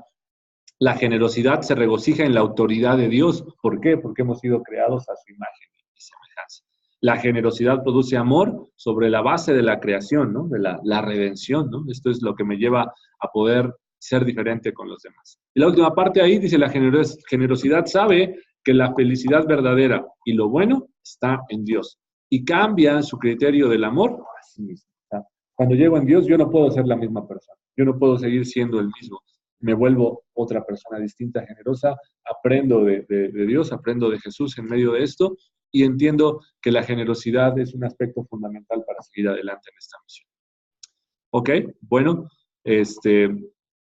¿tienen algún comentario acerca de esta lección? ¿Tienen algo que quieran agregar a esta parte? Vamos entonces a la siguiente lección, vamos a la columna E, que dijimos era compasivo contra indiferente. ¿Por qué será importante esta parte de la compasión? ¿Por qué lo habrá el test incluido? ¿Qué se imaginan? Exacto, es un aspecto básico del ser humano, aunque lo hemos perdido, ¿no? Aunque hoy lo hemos dejado muy de lado, somos compasivos, pero realmente somos compasivos solo de dicho, de momento, de emoción, pero no de acción, ¿no? Y el principio para el ministerio es la compasión en acción, ¿no? Es lo que hacía Jesús. O sea, en realidad se movía a hacer las cosas. Hay una escena muy, muy ilustrativa de esto, ¿no? En el libro de Hechos, cuando Juan y Pedro van a orar al templo. No recuerdo exactamente en qué, estar como por ahí, como el 5, capítulo 5 más o menos. Y entonces ellos van a orar al templo y en la entrada del templo se encuentran a un paralítico. Y les pide una moneda o les pide ayuda, ¿no? O sea, él no les pedía otro tipo de ayuda, sino la parte económica. Entonces ellos sienten compasión por esa persona, por el paralítico. ¿Y qué es lo que hace Pedro, no? Se toca los bolsillos, no traigo, y le dice, no tengo dinero, pero de lo que tengo te doy. Levántate en el nombre de Jesucristo, ¿no? En el nombre de Jesús de Nazaret, levántate. Y se levanta. Imagínate qué hubiera pasado si Pedro hubiera traído dinero. ¿Qué crees que hubiera pasado si él se hubiera traído monedas para darle? Pues tal vez le hubiera dado, no sé, pero no sabemos qué hubiera pasado si hubiera orado por él, si le hubiera ayudado a la sanidad en el nombre de Jesús. No lo sabemos, ¿no? Pero esa es la parte que podemos hacer, esa es la parte en la que nos podemos mover, ¿no? Realmente la compasión se tiene que convertir en acción, ¿no? En algo que tenemos que hacer. Si no, no es compasión, o sea, si no es algo solamente una emoción que estamos sintiendo. Entonces, ¿cómo ser una persona compasiva? Sería esta lección. ¿Cómo ser una persona que sienta compasión por los demás? Si hablamos de la gran comisión, nos enseña que debemos convertir, que debemos enseñar a la gente, que debemos ayudarles a su conversión, pero dice aquí, entre el dicho y el hecho hay un mucho trecho, ¿no? Como mencionamos, o sea, sí decimos que somos cristianos, decimos que amamos mucho al Señor, ¿no? Pero en realidad tenemos compasión por la gente, en realidad me refiero, tenemos acción por la gente al hablar de compasión. O sea, en realidad me está moviendo esto a hacer algo, me está moviendo esto a entregarme a servir o a hacer algo por las personas. Esto es algo que cada uno de nosotros tiene que analizar. Y lo mismo, ¿no?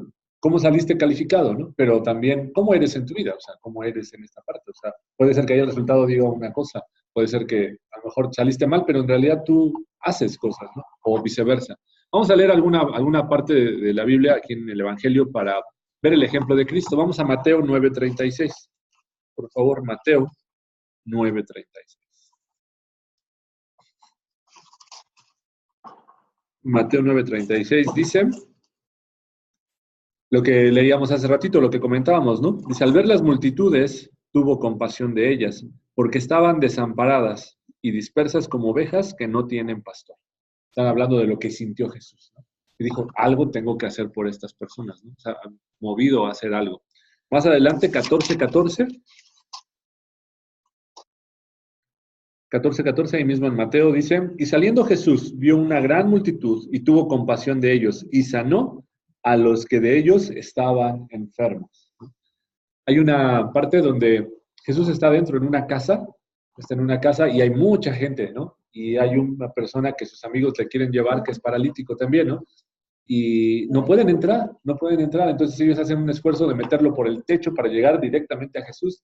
¿Y Jesús qué dijo? No, fórmense, ¿no? O sea, vamos formados, vamos en orden. No, tuvo compasión, ¿no? O sea, tuvo compasión del esfuerzo que ellos hicieron, tuvo compasión del paralítico y le dice, toma tu camilla y levántate, ¿no? O sea, con la fe, más del paralítico, creo que de ellos, de los amigos que lo llevaban a sanar, o sea, compasión, ¿no? O sea, compasión en esto. Mateo 15:32. Dice, y Jesús llamando a sus discípulos dijo, tengo compasión de la gente, porque ya hace 3 días que están conmigo y no tienen qué comer. Y enviarlos en ayunas no quiero, no sea que desmayen. Compasión, movido a hacer algo, ¿no? O sea, moviéndose a hacer algo. Luego viene ahí Marcos 6:34 y Lucas 23, igual, ¿no? Son los ejemplos que tenemos ahí con Jesús acerca de cómo era Él, cómo se mostraba. La Biblia nos enseña que debemos ser compasivos, que debemos de amarnos unos a otros. Y el amor, como decíamos, se define en estas 3 dimensiones, ¿no? El amor erótico, el amor filial y el amor ágape. El amor ágape es el que hace algo por los demás, el que se mueve más allá de que seas mi pareja, ¿no?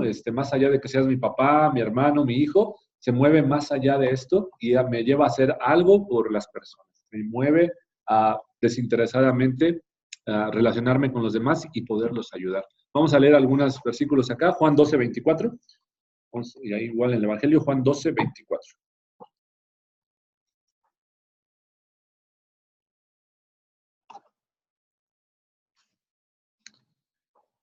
Dice Juan 12:24, de cierto os digo que si el grano de trigo no cae en la tierra y muere, queda solo, pero si muere, lleva mucho fruto. Vamos a leer ahí el 25 y el 26. También dice, el que ama su vida, la perderá, y el que aborrece su vida en este mundo, para vida eterna la guardará. Si alguno me sirve, sígame, y donde yo estuviere, allí también estará mi servidor. Si alguno me sirviere, mi Padre le honrará. Habla entonces de morir a nosotros mismos, ¿no? Lo que va relacionado con lo anterior de la persona subjetiva, de la persona egoísta, que piensa solo en sí mismo, que es capaz de vencer esa parte en su vida y pensar en los demás, poder moverse a pensar en los demás. Juan 13:34, ¿cuál es el amor más grande que hay? El ejemplo lo da Jesús ahí lavándole los pies a sus discípulos y diciéndoles, no harían ustedes lo mismo. Si yo lo estoy haciendo con ustedes, ¿no irían ustedes y hacerlo con los demás? Juan 13:34 dice, un mandamiento nuevo os doy, que os améis unos a otros, como yo os he amado, que también os améis unos a otros. ¿Cuál es el amor de Dios hacia nosotros? ¿El amor ágape, el amor eros o el amor filial? Ágape, ¿no? Cuando Jesús está con Pedro, después de que Jesús resucita y están en el lago y vuelve a haber una pesca milagrosa y todo esto, al parecer ahí en el griego, Jesús le está diciendo a Pedro, ¿me amas? Y Pedro le dice, te fileo, ¿no? O sea, sí, sí te amo, eres mi amigo, mi brother, mi hermano, ¿no? Y Jesús le vuelve a decir, ¿me amas? Y otra vez Pedro le dice, sí, sí te fileo, ¿no? Y hasta la tercera vez, ¿no? Dice, Jesús le está diciendo, apacienta mis corderos, ¿no?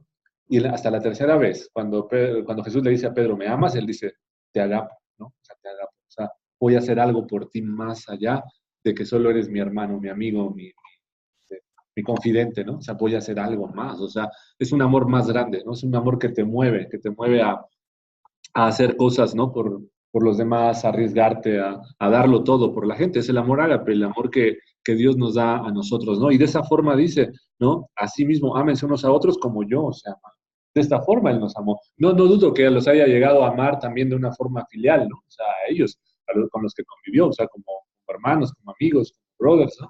Pero más allá de todo esto, o sea, también murió por ellos, por los discípulos, ¿no? De la misma forma que lo hace por nosotros. Entonces es un amor más alto, ¿no? Te lleva más allá. Juan 15, 12 y 13. Dice, este es mi mandamiento, que os améis unos a otros como yo os he amado. Nadie tiene mayor amor que este, que uno ponga la vida por sus amigos. Vosotros sois mis amigos, si hacéis lo que yo os mando. Ya no os llamaré siervos, porque el siervo no sabe lo que hace su señor, pero os he llamado amigos, porque todas las cosas que oí de mi Padre os las he dado a conocer, ¿no? Hay algo mucho más fuerte, ¿no? Hay algo mucho más profundo en esta parte. Filipenses 2, 3 al 8, ¿quién le quiere leer? Filipenses 2, 3 al 8. ¿Qué nos dice aquí la palabra de Dios? Nada hagáis por contienda o por vanagloria, antes bien con humildad, estimando cada uno a los demás como superiores a él mismo. ¿Hasta el qué? Hasta el 8, ¿Hasta el ¿no? 8? Ajá, hasta el 8. No mirando cada uno por lo suyo propio, sino cada cual también por lo de los otros. Haya pues en vosotros este sentir que hubo también en Cristo Jesús, el cual, siendo en forma de Dios, no estimó el ser igual a Dios como cosa a que aferrarse, sino que se despojó a sí mismo tomando forma de siervo, hecho semejante a los hombres. Y estando en la condición de hombre, se humilló a sí mismo, haciéndose obediente hasta la muerte y muerte de cruz. Ok, gracias. Fíjense, primero, como el apóstol Pablo les dice, no sean egoístas, ¿no? No hagan nada por contienda, consideren a los demás como superiores a sí mismos, ¿no? Y después da el ejemplo de Jesús, ¿no? O sea, totalmente dice, tengan el sentir que hubo en Cristo Jesús, ¿no? Siendo Dios, no se aferró a ser Dios, ¿no? Como cosa a la cual apegarse, ¿no? Sino que se despojó a sí mismo, ¿no? Tomando forma de hombre, se hizo semejante a los hombres, ¿no? Tomó condición de hombre, se humilló a sí mismo, se hizo obediente, muere en la cruz, ¿no? Y esto es fundamental para nosotros y es el mayor ejemplo que podemos tener acerca de esto. Entonces, esta debe ser la motivación para el ministro, para el servidor, para el que quiere trabajar en la iglesia, la compasión.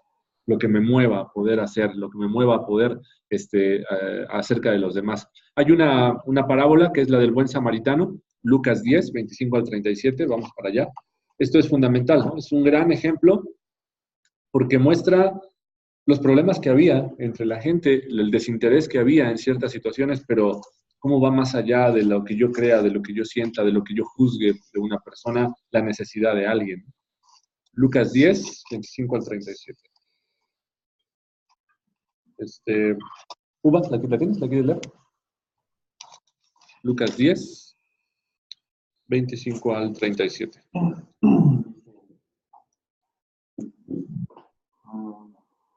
Entonces un experto de la ley se levantó para preguntar, maestro, ¿qué tengo que hacer para comer?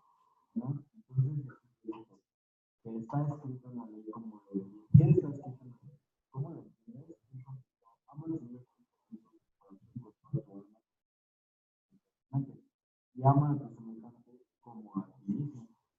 Entonces Jesús le hizo tienes razón, has vivirás, pero como quería demostrar que su manera de vivir era la de Dios. ¿Y quién es mi semejante? Jesús lo respondió. Un hombre iba de Jerusalén a Jericó, unos ladrones lo rodearon, le quitaron la ropa, lo golpearon y le dejaron de muerto. Yo le casualidad que vino por el camino. Cuando vio al hombre, siguió por otro lado. De la misma manera, un levita pasó por el mismo lugar, vio al hombre, pero también siguió por otro lado. Pero un samaritano que viajaba por ahí llegó a donde estaba el hombre y se compadeció de él. Entonces se acercó al hombre, le rogó en las heridas y las vendó. Luego lo montó en su animal de carga y lo llevó a la casa. Al día siguiente, el samaritano le dio 2 monedas de plata y le dijo, cuídalo, y si necesita más, te pagaré con oro. ¿Cuál de ustedes crees tú que fue el semejante del hombre que estaba medio muerto en el camino? El experto de la ley le contestó, tuvo compasión de él. Entonces, le dijo, ve y haz tú. Ok, gracias. ¿No? Es un ejemplo de Jesús con esta historia, con esta parábola, ¿no? Acerca del buen samaritano. Dice, viéndole fue movido a misericordia con acción, ¿no? ¿Cómo dice la NTV? Sí, dice compasión. En el 33. Ajá. Ese me encanta porque dice, pasó un samaritano despreciado. ¿Por qué dice despreciado? Porque los judíos y los samaritanos, cero, ¿no? O sea, no se llevaban entre ellos, ¿no? O sea, no era ni siquiera su obligación. Pero antes de él, ¿quién pasó? Pasó un sacerdote, pasó un levita, un sacerdote que servía en el templo, que ofrecía los sacrificios, ¿no? Un levita que ayudaba en el templo, que pues por algo los escogían para tener esa labor. Pero ellos pasaron de largo, como tal vez diciendo, está borracho, o no sé, ¿no? Alguna cuestión, porque eso es lo que pensamos, ¿no? Cuando vemos a alguien en la calle a veces de esta forma.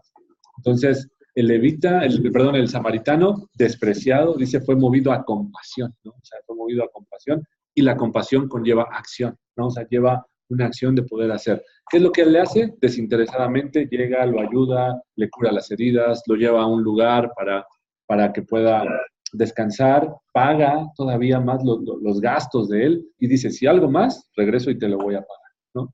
¿Por qué? ¿Por qué fue capaz de vencer este hombre? ¿O por qué Jesús nos cuenta esta historia?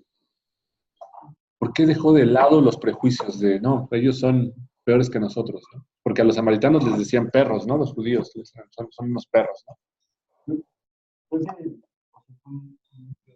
Pero perros no por malos, sino porque se alimentaban de las migajas de... Ah, ok.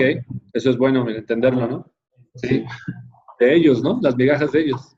Sí, o sea, como eran mestizos, pues Ajá. eran seres inferiores, ¿verdad? Exacto. Por eso dijo la mujer en el pozo de Jacob, ¿verdad? Que aún los perrillos se pueden alimentar de las migajas que caían de la mesa. ¿Sí? Exacto. Sí. Perdón, Uva, ahora sí. Porque creo que es muy profundo el mensaje de una sola persona. Al principio, cuando lo pasas,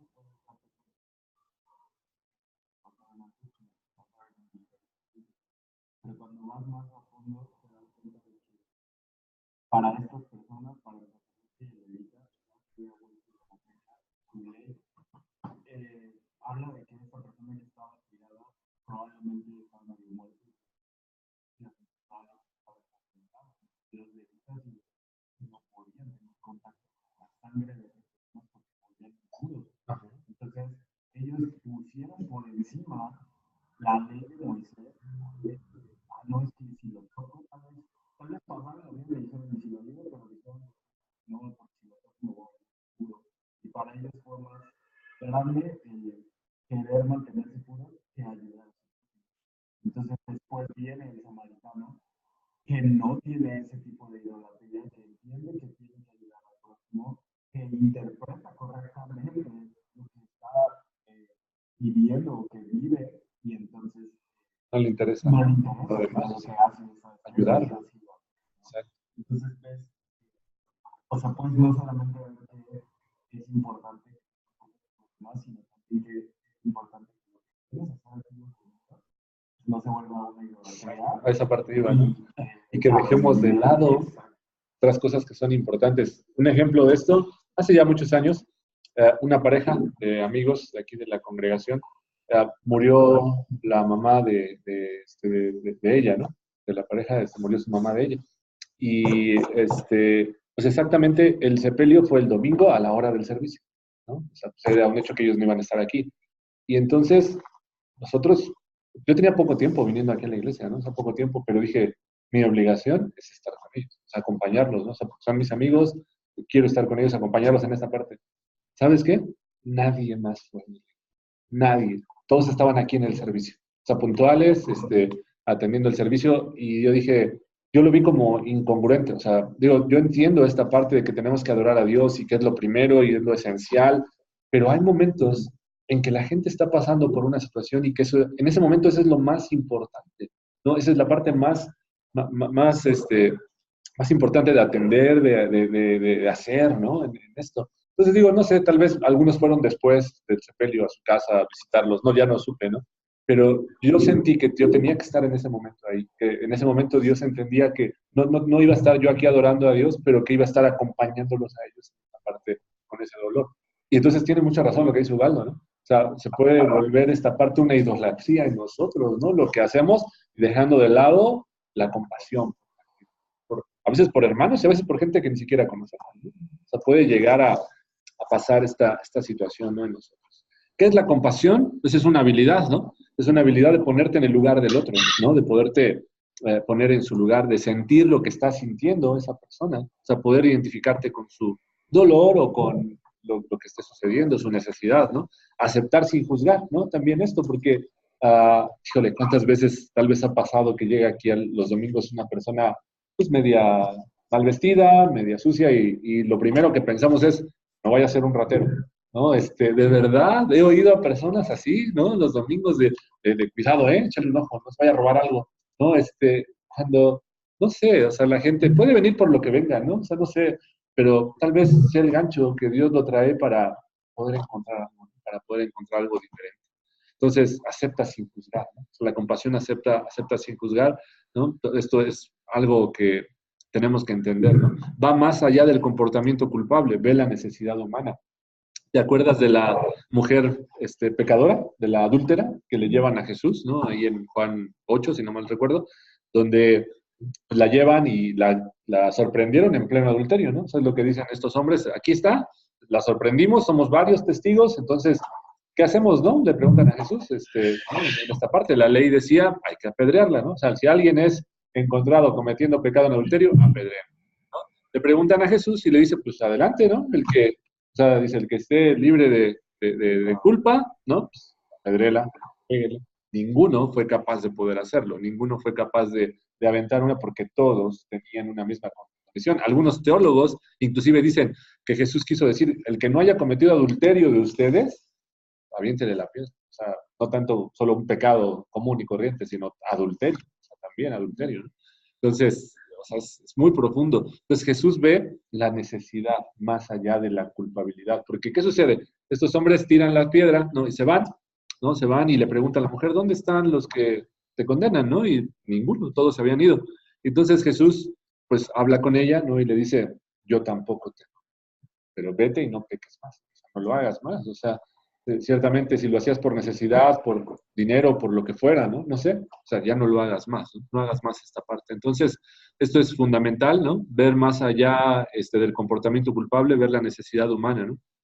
Separar la aceptación de la desaprobación, ¿no? O sea, es poner en acción la compasión, esta parte de poder desaprobar, pero más bien aceptar. Y ponernos en acción. Santiago 2, 14 al 26, no lo leemos, pero lo ubicamos perfectamente cuando dice que pues estás con un hermano y ves su necesidad y le dices, hermano, sí, que Dios te bendiga, que Dios supla tus necesidades cuando tú puedes hacerlo, cuando tú puedes ayudarlo. Entonces, hazlo. O sea, verdaderamente es esta parte de una necesidad, ¿no? Cubierta, algo que tú puedes ayudar a llevar a cabo. Entonces, la compasión empieza con la persona de Jesús.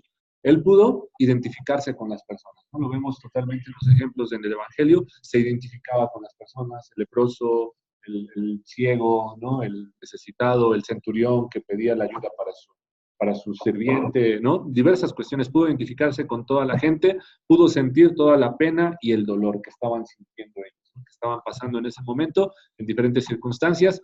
fue más allá del comportamiento de las personas y pudo ver su necesidad, ¿no? Pudo ver lo que ellos necesitaban, desaprobar la conducta de los pecadores, ¿no? O sea, sí lo desaprobó, por ejemplo, en este caso de la mujer, pero fue capaz de ayudarles al mismo tiempo. Fue capaz de tenderles la mano y decirle, no peques más. ¿Qué pasa con nosotros? ¿Qué sucede? Mira aquí en el manual un ejemplo. Si encontramos un hermano que ha estado pecando, por ejemplo, enseñando falsamente, ¿soy capaz de ayudar a ese hermano? ¿Soy capaz de tenderle la mano en amor, acercarme a él? O como somos, ¿no? Como he visto que somos acá en la iglesia de, no, pues entonces este hermano ya se desvió de la verdad, ahí nos vemos, ¿no? Ya no me junto, no le hablo, no, ya nunca nada, ¿no? Porque así somos, ¿no? Así somos y dejamos de lado la compasión, dejamos de lado esta parte, ¿no? Entonces, sentamos precedentes, ¿no? Sentamos precedentes de cómo actuar y nos volvemos así muy rígidos, muy fariseos, ¿no? O sea, como de los fariseos y entonces no atendemos la necesidad, ¿no? Solamente estamos juzgando la conducta. Desaprobamos esto y desatendemos la necesidad. Entonces, el hombre piadoso tiene que desaprobar las acciones equivocadas, ¿no? O sea, ¿se recuerdan aquí estos dos hombres que estaban orando ahí en el templo? Uno estaba hasta tirado en el piso, ¿no? Diciendo, Señor, soy un pecador. Dice que estaba golpes de pecho diciendo, Señor, perdóname, soy un pecador. Y a su lado estaba un maestro de la ley diciendo, yo no soy como este, ¿no? Yo sí cumplo doy mis diezmos y hago todo, Señor, te doy gracias por esto, ¿no? Entonces, son los contrastes, ¿no? Son los contrastes que hay, cómo alguien puede desaprobar ciertas acciones, ¿no? En esta parte. Entonces, tenemos que ser como el padre del hijo pródigo, listos y esperando, siempre a la gente, ¿no? Dispuestos. La gente a veces se va, se enoja, se molesta, pero ¿qué pasa cuando regresan? Les echo en cara su pecado, su problema, ¿por qué te fuiste? O sea, esta parte, ¿no? Pecador, exacto, soy capaz de abrazarlo, de darle un beso y de recibirlo de la mejor forma. Exactamente. Entonces, tal vez tenemos la simpatía, pero debemos tener la empatía, ¿no? Ponernos en el lugar del otro, los zapatos del otro, los recursos para ayudar, ¿no? Haz algo, o sea, movernos a algo. No solamente amemos con palabras, ¿no? Como dice Santiago, sino hagámoslo de hecho y de verdad. Pregunta, ¿por qué no tenemos compasión? Porque nos hemos convertido en insensibles para otros, ¿no? O sea, realmente he pensado tanto en mí, he pensado tanto en la gente solo que yo amo, que me vuelvo insensible a las necesidades de otras personas. Entonces, no te identificas con el problema de otras personas porque nos educaron de una forma equivocada, pensando solo en nosotros. Alguien nos causó heridas o problemas no resueltos en esta parte y mi máscara es solo yo, ¿no? Estar cerca o pasando el límite del dolor también. Entonces, por eso no me puedo identificar con otras personas, porque yo tengo tanto dolor, yo tengo tantas heridas que no puedo pensar en los demás, que yo quiero que me ayuden a mí, entonces no soy capaz de poder ayudar a otros. Entonces, tenemos una postura de indiferencia, ¿no? Una postura defensiva ante la vida, ante los demás, y yo quiero que me compadezcan más que yo compadecer. Hay una canción, un poema de San Francisco de Asís, no sé si lo han llegado a oír, donde habla exactamente de esto. Dice, ayúdame a ayudar más que ser ayudado yo, ¿no? O sea, por ahí búsquenlo, hazme un instrumento de tu paz, así se llama, ¿no? Esta canción. Yo la he escuchado como canción, pero se me hace que es como un poema. Y él escribe eso, ¿no? Escribe esto, o sea, déjame amar más que yo ser amado, o sea, le está diciendo a Dios en esto, ¿no? Entonces son cuestiones que tenemos que aprender, ¿no? Que tenemos que llevar a cabo. Entonces, ¿por qué no nos compadecemos? Porque somos ignorantes hasta cierto punto, tenemos ignorancia de las necesidades y cómo debemos de actuar, ¿no? Tenemos falta de educación, ¿no? Entonces estamos desinformados. La diferencia entre falta de educación y equivocación equivocada es la formación de prejuicios, ¿no? O sea, ciertos prejuicios que tenemos hacia la gente. ¿Qué pensará un niño, por ejemplo? ¿Qué pensará un niño que lo tiene todo, que tiene muchísimo dinero, su familia, todas las comodidades, que viaja cada semana, que van de vacaciones y todo esto? ¿Qué pensará de un niño que está en un semáforo moviendo las pompis para ganarse una moneda? ¿Qué pensará ese niño? ¿Qué podrá pensar de él? Decir, ¿por qué ese niño está así? ¿No? O sea, ¿por qué ese niño no tiene lo que yo tengo? Tal vez, ¿no? ¿Y a quién le preguntará? Pues a sus papás, ¿no? Es lo más indicado, o sea, preguntarle a los papás, oye, ¿por qué ese niño vive así? ¿Por qué no tiene papá? ¿Por qué no tiene mamá? ¿No? ¿Y qué me mueve a hacer eso? ¿No? O sea, ¿qué me mueve a hacer esta parte? Estoy leyendo un libro que se llama Tribu, ¿no? Desata la fe indomable que hay en ti, ¿no? Esta parte. Y dice ahí el ejemplo, en el libro dice que, el que escribe el libro, dice que su hija le dijo, papá, voy a juntar $1 millón y cuando lo tenga se lo voy a regalar a la gente. Se los voy a regalar así a la gente. O sea, ella tiene ese deseo, ¿no? Y él le quería cortar ese deseo, ¿no? Él le decía, hija, está bien que quieras ayudar a los demás, pero quédate con una parte tú, o sea, cuídate a ti misma también y todo eso. No, papá, le decía, no, ese es mi sueño. Yo quiero juntar $1,000,000 y regalárselo a la gente. Y que estuvieron insistiendo, y él le decía, no, hija, pero debes de tener cuidado y todo esto, hasta que, o sea, él se dio cuenta que estaba cortando el sueño de la gente. Dice, y después el libro lo escribí dedicado a ella, para que algún día junte su $1,000,000 y se lo reparta o se lo regale a quien ella quiera, ¿no? O sea, eso es lo correcto, ¿no? Esa es la compasión, ¿no? O sea, ¿por qué lo quiere hacer ella? Porque tiene compasión, porque ha visto necesidades en la gente. Entonces ven situaciones y aprenden y son movidos a hacer algo, ¿no? A dar o a hacer algo por la otra persona. Entonces, si nos han herido en el pasado con problemas, puedo ser insensibles en ciertas áreas, ¿no? Puedo sentir rechazo por un grupo determinado de personas, por su color, por su condición social, por su forma de hablar, no sé, ¿no? Esto es común en la iglesia, menciona aquí el manual, es muy común, ¿no? Es muy común que tenemos nuestro grupo de amigos nada más, ¿no? O sea, y con otros, pues no, como que no me gusta mucho llevarme, ¿no? Entonces, las heridas del pasado traspasaron el límite del dolor, pues te sientes culpable de que no podías resolver ciertas cosas, no tuviste la oportunidad, ¿no? A veces tampoco podemos ser compasivos con el dolor de los demás, porque en ese momento, lo que decíamos, mi dolor es más fuerte. Entonces, una persona sin compasión, ¿cuánto valdrá en el reino de Dios? ¿Cuánto valdrá delante del Señor? Una persona sin compasión, una persona que no fue capaz de dar, que no fue capaz de hacer algo, que no fue movido, que no hubo nada que lo moviera a hacer algo por los demás, será un poco difícil que pueda entrar al reino de los cielos, ¿no? En general, a la gente no le importa qué tanto sabes de la palabra de Dios, sino qué tanto te preocupas por ella. Yo creo que a veces es más importante para una gente que viene un domingo con necesidad que le ayudes económicamente con algo o que le quieras enseñar un estudio. O sea, realmente, o sea, dice, para mí en este momento es más importante tener para comer hoy que aprender algo de la palabra, ¿no? O sea, a veces en esta parte, digo, las dos cosas son muy importantes, pero nos conocerán o nos ubicarán por algo en particular. Entonces, puedes ser un ministro increíble, ¿no? Pero no te hacen caso si eres desconsiderado. O sea, puedes tener mucha habilidad para enseñar, para predicar, pero si no te das a ti mismo, si no eres capaz de moverte a compasión, no serás muy, muy recordado, ¿no?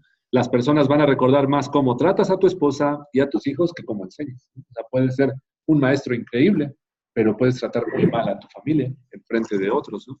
Entonces, ¿qué hacemos para volvernos más compasivos? Primero, entender el por qué. ¿Por qué tengo que ser compasivo? Si yo estoy en este ministerio, si yo estoy en este camino, si me estoy preparando para servir en una congregación, para hacer algo, para convertirme en un predicador o no sé, lo que yo quiera hacer, debo de entender el por qué voy a hacer eso. Sí, por ciertas habilidades que tengo, pero más por la misión que hay en mi vida, ¿no? Y esto va muy relacionado con la compasión. Entonces, debemos entender nuestras necesidades, porque es muy importante ser compasivo. Ya decíamos, ¿no? Aceptación, ¿no? Seguridad, aceptación y amor. Eso ya lo sé, ¿no? Ya ahora lo sé, lo entiendo. Ahora lo que me tiene que mover es ayudarle a la gente a cubrir esas necesidades. Entonces, tengo una relación con Dios, tengo una relación con Jesús, tengo un ministerio, ¿no? En esto. Entonces, tengo que entender el por qué hago esto, ¿no? ¿Qué es a lo que Dios me manda? Ya casi acabamos. Identifica tus áreas insensibles o tus indiferencias. Cuida esta parte. Si saliste ahí bajo, revísalo. ¿Dónde está ¿por qué? ¿Por qué salí así? O sea, ¿cuál es la profundidad acerca de esto, ¿no? Restaura tu vida y la sensación de áreas importantes, ¿no? Busca información, perdona, si tienes que perdonar, arrepiéntete, ¿no? Y siente el alivio, ¿no? O sea, siéntete descansado acerca de todo esto y define tu misión, juzgar o curar. ¿A qué nos mandó Dios? ¿Qué nos ha mandado al mundo? ¿A juzgar o a curar a la gente? ¿No? Entonces, ¿por qué era importante esta lección? Lo dijimos porque la compasión es el principio del ministerio, ¿no? Entonces, necesito ser compasivo. Compadeciéndote de toda clase de personas, esta es la última parte, un buen signo de humildad es ser capaz de aprender algo que ya sabes de cualquier persona, ¿no? Aunque ya lo sabes, pues lo escuchas, ¿no? O sea, lo escuchas por humildad. Puedes ayudar a todas las personas, incluso con las que tienes conflicto. Eres capaz de mezclarte y de ayudarlos, aunque pues, no te cae muy bien, pero, o sea, vences ese miedo, esa herida, todo esto, ¿no? Las áreas de insensibilidad nos detendrán de acercarnos a las personas. Yo tengo ciertas áreas, me van a detener, ¿no? ¿Amo a mi esposa por obligación o hay algo más fuerte y dinámico, ¿no? Toda esta parte. Ya no me queda de otra, ¿no? Ya que ya me casé, pues ¿qué otra puedo hacer, no? O realmente hay algo más profundo, hay algo más fuerte, hay compasión en ello, porque la compasión empieza en mi casa, ¿no? Con mi esposa, con mis hijos, ese es el primer lugar de la compasión. Puedo tener mucha compasión hacia afuera, ¿no? Con mucha gente, pero no con los de mi casa. Entonces sería ilógico, ¿no? Sería incongruente totalmente.